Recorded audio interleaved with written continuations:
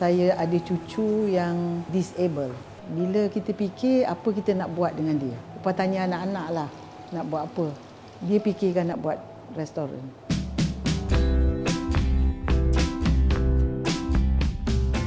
Semuanya ni bermula bila orang datang raya kat rumah. Orang datang raya bukan seorang, 500 orang. Sebab dia suka makanan. Jadi macam bila dia kata, kenapa tak buka kedai? Dia kata makan. Kita dah bersara. Lepas tu ada kerja, sebelum tu ada kerja, tak fikirkan hal tu. When we talk about food, the most important thing is your memory. When you was brought up, that memory will call you back. If the taste suits you from the beginning, like how you was brought up, you will come back. Memory will come back because memory will never die.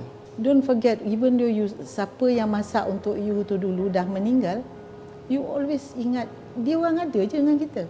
So you must always appreciate dia punya, this is from them. Macam my mother dulu masak, dia tak sekolah pun my mom tu, but she is very good cook. Orang pun suka macam upah, macam tu juga dia, orang suka datang. Dia pukul 3 pagi orang datang pun dia akan masak nasi, tangkap ayam dan reban, masak. That's how people love her.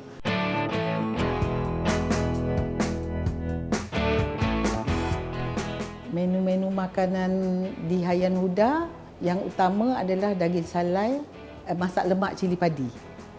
Dan kita ada juga sambal udang petai, sambal tumis petai, kita ada ayam kampung goreng.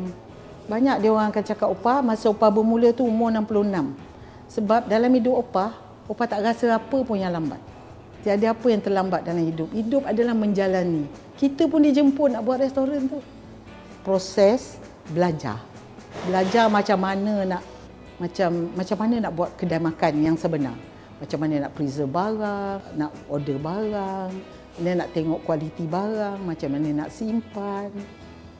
And then kita kena ada time management. Sebab tu orang tanya Opah masak pukul berapa? Opah cakap kita start masak pukul 9 pagi. Buka kedai pukul 11. Kita ada 20 menu. So plan lah what to do. Barang yang sampai tu kita kena check. Dia fresh. Lepas tu kita preserve dia. Macam mana kita nak preserve barang tu kita belajar. Sampai hari ni Opah masih belajar lagi. Nak maintain benda tu. The love you food. Put dekat food jangan. Sebab tu supplier datang hantar barang. Kalau dia letak atas lantai jangan datang lagi. Dia tak respect. Food dia perlukan respect sebab dia hidup. Dia bagi kita hidup.